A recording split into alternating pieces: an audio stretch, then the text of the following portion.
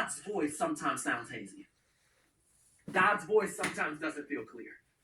You may not understand the direction God is calling you. It may even look sometimes that you are following obediently what God has called you to, and it doesn't seem to work.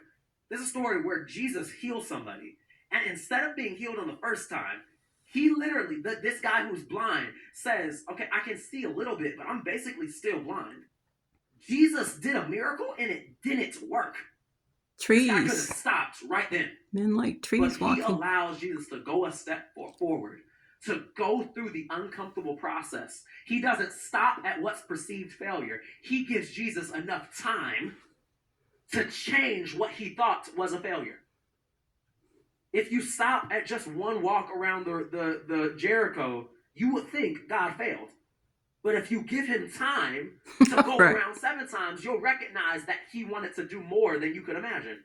If you stop on the first dip, Naaman, you will think, oh shoot, if you only give God enough space to heal you in an instant, you will think he failed you.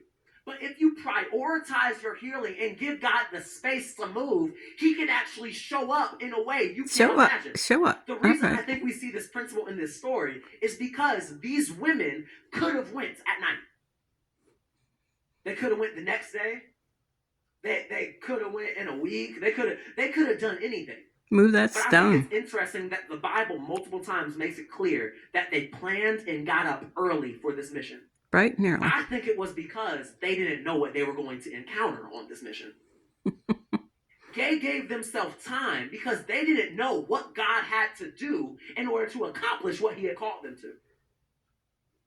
Some of us are giving God too small of timetables. Give him time. We want God to do in an instant the process of a lifetime. This is also a reason why we're bad at evangelism. All right. Because we want God to save people in an instant when we know that we still watching porn. Uh-oh. You still